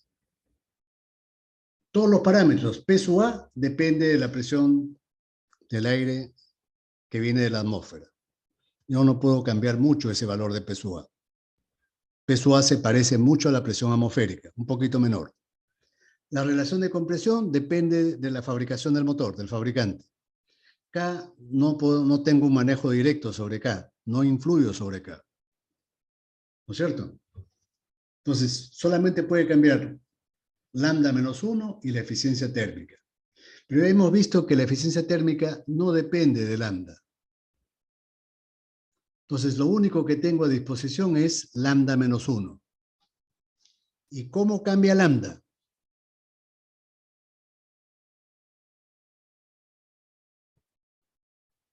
Lo acabo de explicar hace un momento, unos minutos. ¿Cómo cambiaba lambda? ¿De qué dependía? No dijimos que cuando aumentaba Q sub A, el factor que cambiaba era lambda menos 1. Cuando yo aumento más calor, el punto Z se desplaza hacia arriba. Y al desplazarse hacia arriba, lambda crece, porque lambda es PZ sobre PC, o TZ sobre TC. Como se ha elevado hacia arriba el punto Z, esto crece. PZ sobre PC crece y lambda crece. Entonces, la forma de cambiar lambda es aumentando la cantidad de calor. Si yo aumento calor, aumenta lambda. Si yo bajo el calor, baja lambda. En forma proporcional. Entonces, ¿qué le pasa al área del diagrama cuando yo aumento el calor? ¿No es cierto que aumenta? Originalmente el área del diagrama, ¿cuál era? Era solamente esto. Pero cuando yo le aumento calor, va a aumentar en esta zona de acá. Voy a pintarlo de color rojo. Cuando yo le aumento calor, esta zona roja es el incremento del trabajo. El área azul era el trabajo original. Entonces la nueva presión media del ciclo es igual al trabajo más el delta del trabajo sobre B sub H. Entonces, el incremento de la presión media del ciclo va a depender de cuánto calor yo entrego. Si entrego más calor, se va a producir más trabajo y como consecuencia de eso, la presión media del ciclo crece. ¿Está claro? Sí, profesor. Sí, ya, muy bien.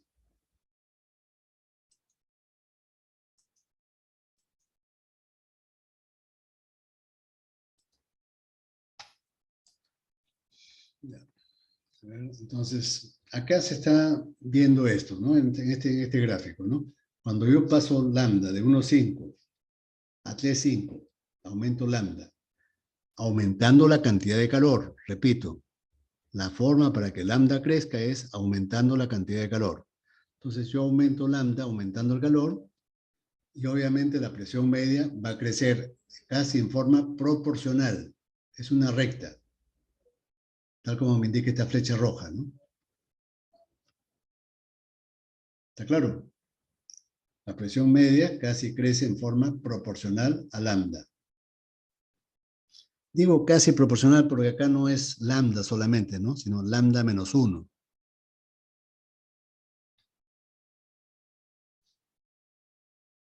¿Está bien?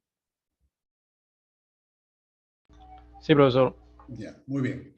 Para el ciclo diésel, ¿qué pasa en el ciclo diésel?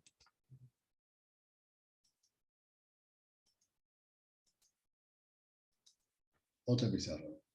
La eficiencia térmica del ciclo diésel es igual a 1 menos 1 sobre epsilon a la k menos 1 por rho sub k menos 1 sobre k por rho menos 1.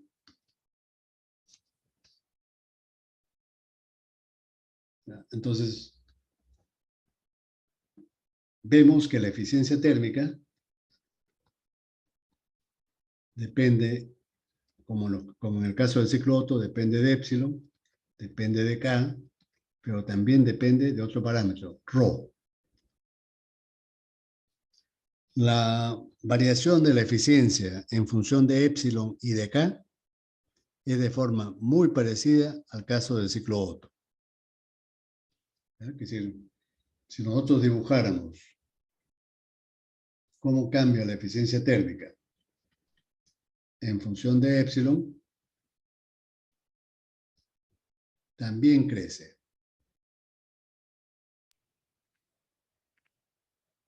Esta es la curva. También crece. También la curva es creciente, cóncava hacia abajo. Pero a propósito le he dibujado una curva un poco más aplanada. ¿Qué significa eso? Que cuando aumenta epsilon, es cierto que aumenta la eficiencia térmica, pero cada vez con mucho menor velocidad. Es decir, yo aumento la relación de compresión, lo cual tecnológicamente no es fácil, y sin embargo yo noto solamente una pequeña diferencia en la eficiencia. Cuesta mucho trabajo aumentar la relación de compresión, tecnológicamente, económicamente, para lograr resultados magros. Aumenta, sí, pero aumenta muy poco. ¿No es cierto? Entonces, por eso mencioné hace unos minutos atrás de que los fabricantes de motores diésel no utilizan este método para aumentar la eficiencia. Ellos recurren a otros métodos, a los que indiqué, ¿no? Aumentan la presión de inyección, utilizan los turbocompresores, mejoran la aerodinámica de los colectores de admisión y de escape, mejoran la forma de la cámara de combustión, pero no recurren a aumentar epsilon porque los resultados son magros. Cuesta mucho esfuerzo y los resultados muy pobres, ¿no? Y entonces, ¿por qué ocurre eso? A ver, la influencia de acá es muy parecida al caso del ciclo Otto que hemos analizado, ¿no? También vamos a utilizar K igual a 1,3 como promedio en ciclos teóricos. No vamos a utilizar 1,4 salvo que yo literalmente lo indique, textualmente lo indique. Si no, vamos a utilizar el valor que indique ahí el texto, 1,3. ¿Cómo influye rho? ¿Cómo influye rho? Veamos. Resulta que la influencia de rho es inversa. Si yo dibujo la eficiencia térmica en función de rho, la tendencia es inversa, comienza a decrecer. Comienza a decrecer. Yo aumento la cantidad de calor y la eficiencia térmica, en vez de crecer, disminuye. ¿Cómo lo habíamos definido Rho? ¿Recuerdan ustedes? Recuerdan que cuando mencionábamos el calor Q sub A, el calor Q sub A para el ciclo diésel era igual a C sub P por T sub C por Rho menos 1. Y T sub C era igual a T sub A por epsilon a la K menos 1. Entonces, cuando yo inyecto más combustible en un motor real, Rho crece. En el ciclo teórico, si yo aumento la cantidad de calor, Rho también crece. Pero sorprendentemente, cuando aumenta Rho, la eficiencia térmica decrece. ¿Por qué ocurre eso? Veamos. Vamos a analizarlo primeramente analíticamente, ¿ya? Después en forma gráfica.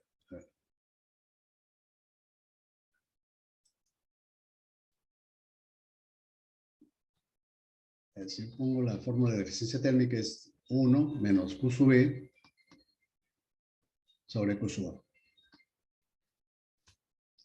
¿Ya? Q sub A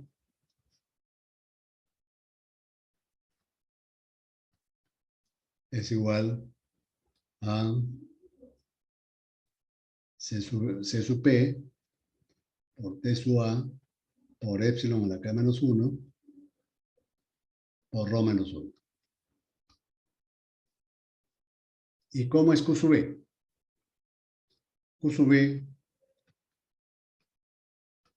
es igual a C sub B por T sub A por T sub B sobre T sub A menos 1. Pero también les había dicho que es recordar esta fórmula de T sub B sobre T sub A del ciclo dual era algo muy útil. Y que esto valía lambda por Rho a la K. Pero en el ciclo diésel, ¿qué cosa se cumple? Que lambda vale 1. Y por lo tanto, T B sobre T sub A es igual a Rho a la K. ¿Ya? Por lo tanto, si yo lo reemplazo acá, va a quedar C sub B por T sub A por Rho sub K menos 1. Cuando yo reemplace esto en la fórmula de arriba, ¿qué me va a quedar? 1 menos 1 sobre epsilon a la K menos 1 por Rho a la K menos 1 sobre K por Rho menos 1.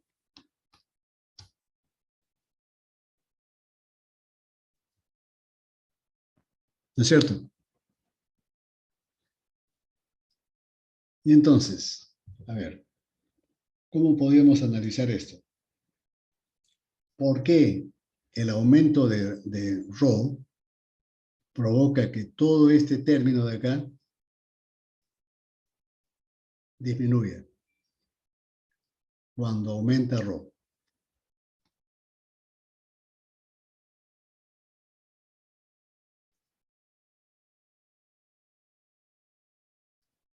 Matemáticamente podemos demostrarlo. Y en la presentación, si es que ustedes han tenido la curiosidad de verlo, hay una demostración matemática aquí. Este cociente. El numerador de este cociente, hago este artificio. Ya, hago este artificio. Le sumo 1 y le resto 1. Y esto se convierte en un binomio de Newton. Y lo desarrollo con un binomio de Newton generalizado. Y entonces se va a convertir en esto de acá. Y una serie, ¿no? Infinita. Pero después tengo que restarle este 1 acá. Le resto el 1. Pero Sí. no se está viendo lo que está compartiendo. No se está viendo. Ya, muy bien. No. Ya, muy bien. Vamos a A ver, acá. Ya. Ahora sí, ¿no? Sí, ahora sí. Ahora sí. Que decir, este factor, que decir, todo este cociente que está acá, ¿no? Yo el numerador lo pongo, hago el artificio. Le sumo 1 y le resto 1.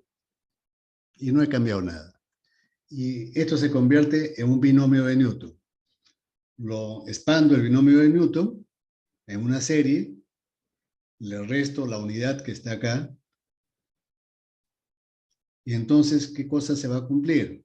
Este 1 se va a eliminar con este 1 de acá, y entonces me va a quedar esto, el primer sumando, más una serie infinita. Pero todos los sumandos son positivos, ¿ya? Entonces yo puedo aproximar, o puedo decir que esto aproximadamente es mayor que 1. Utilizando el binomio de Newton generalizado. Se comprueba que ese cociente siempre va a ser mayor que 1 cuando ρ obviamente sea mayor que 1 y k sea mayor que 1. Se cumple que eso es mayor que 1, este cociente. Y por lo tanto, cuando aumente a ρ, la eficiencia térmica va a ir bajando.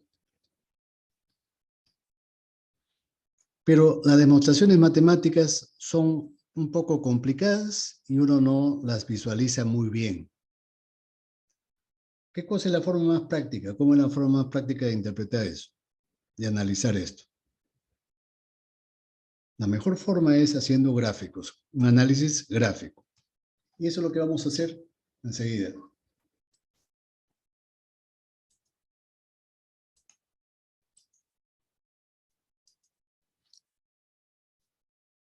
Como estoy comparando eficiencias, entonces voy a hacer un gráfico TS. Cuando siempre que analice calores o eficiencias, lo más práctico es utilizar un diagrama TS.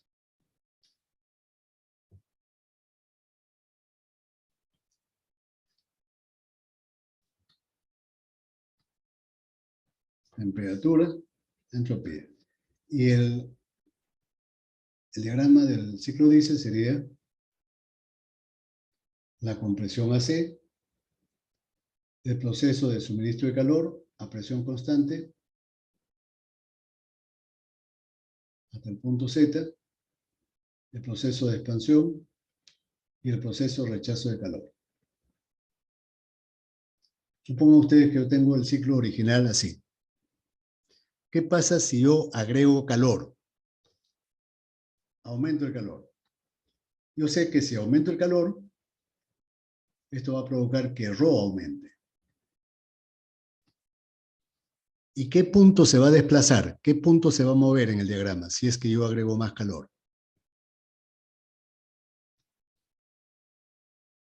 El punto Z. El punto Z se va a desplazar hacia la derecha. Y eso va a provocar que el punto B también se desplace hacia la derecha. Voy a tener un nuevo punto Z y un nuevo punto B. ¿Qué pasa si yo sigo aumentando más el calor?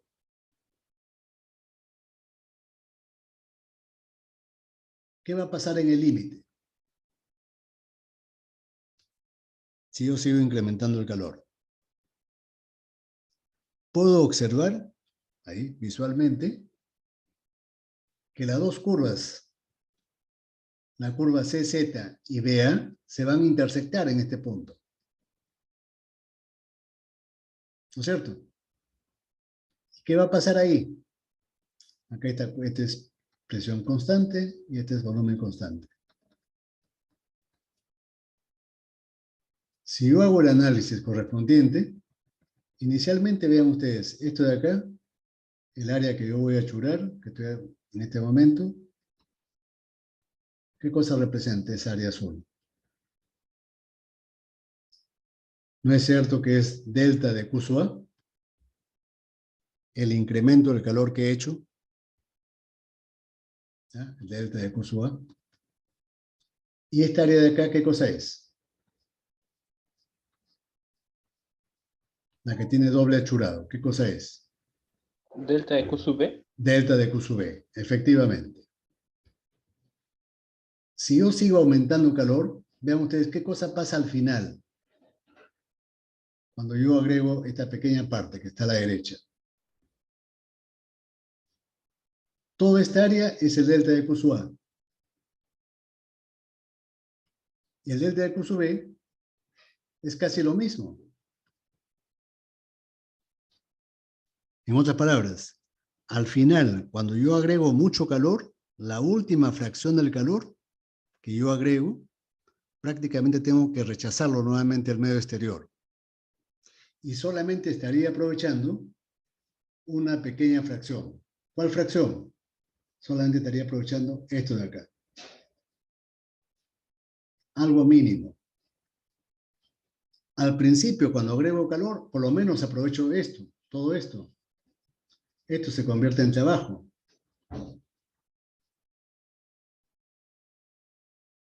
Pero al final, si yo sigo agregando calor, ya la última fracción es casi por gusto. Casi todo el calor que le agregué al ciclo lo vuelvo a rechazar. ¿Y por qué se cumple eso? Porque en este caso, estas dos curvas, CZ y AB, no son isométricas las dos. Una es isobárica y la otra es isométrica. ¿Cuál tiene más pendiente?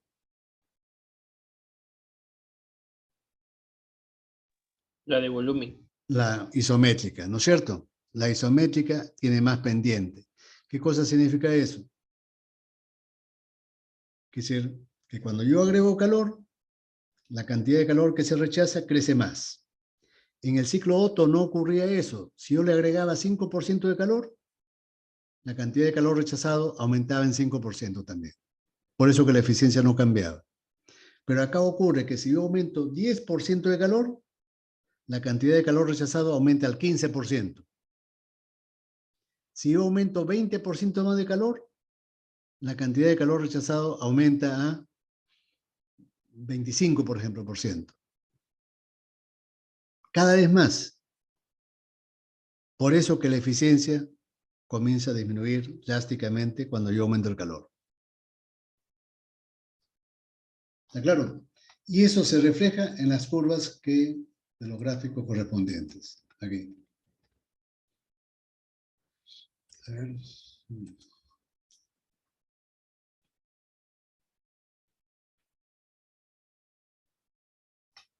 Aquí, por ejemplo, está, ¿no? Que es la eficiencia térmica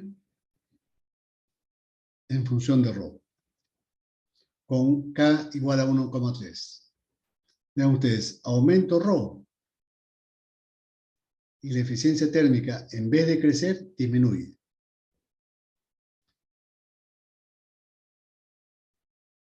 Eso en el ciclo Otto no pasaba, ¿no?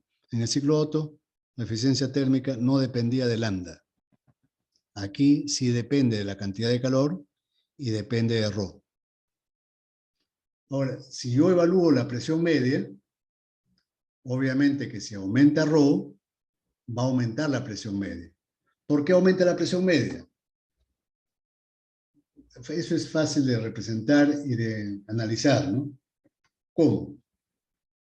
Voy a dibujar, a ver, rápidamente, por la hora. Voy a dibujarlo rápidamente.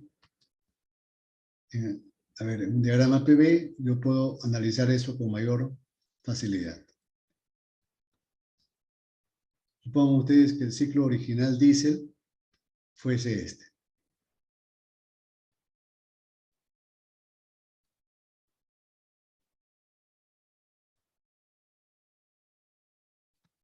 Si yo agrego más calor, ¿qué punto se desplaza?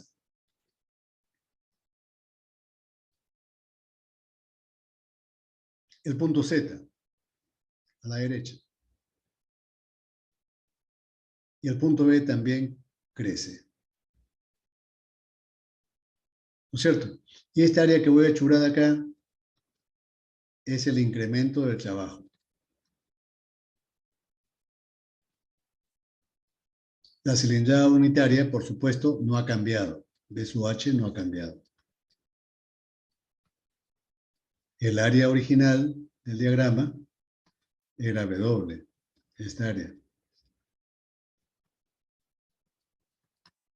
Y la presión media nueva, la nueva presión media, será igual al trabajo más el delta de trabajo sobre B sub H. Como el área ha crecido en delta de trabajo, la presión media obviamente ha crecido.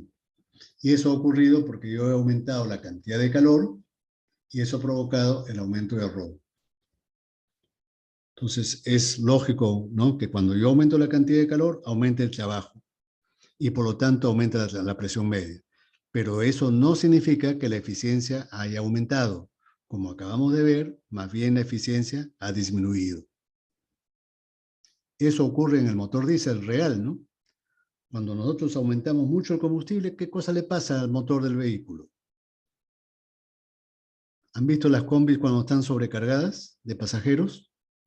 ¿Qué cosa hace el chofer para que se desplace el vehículo? ¿No tiene que pisar más el pedal? Y cuando pisa el pedal, ¿qué cosa ocurre? Se inyecta más combustible. Pero como hay exceso de combustible, el motor no puede quemar una cantidad ilimitada de combustible. ¿Qué pasa con el combustible en exceso? ¿En qué se convierte? Humo negro. Humo negro. Humo negro es el sinónimo de combustión incompleta en el motor diésel.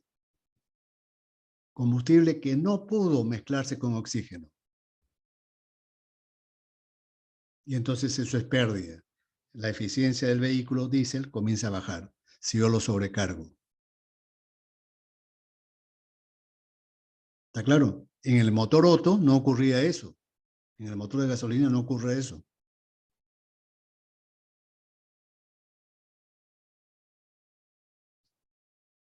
¿Ya? Esa es una limitante del motor diésel. Si yo lo sobrecargo, el motor no puede quemar más allá de cierto límite ese exceso de combustible. Y ese exceso se convierte en un humo negro. Ese humo negro es manifestación de combustión incompleta, de pérdida energética inútil. ¿Ya, jóvenes? Con eso sí, ya me despido por la cuestión del tiempo. Pero es interesante todo esto, ¿no? A pesar que las premisas son teóricas, son relativamente sencillas de entender, las conclusiones son interesantes, porque hay cierta analogía con los casos reales. Me despido, jóvenes, de ustedes. Hasta luego. Compañero, luego. Hasta luego. Hasta luego, profesor. Hasta Luego, luego. compañero. Hasta luego. Nos vemos con todos. Gracias, profesor. De nada. Hasta luego.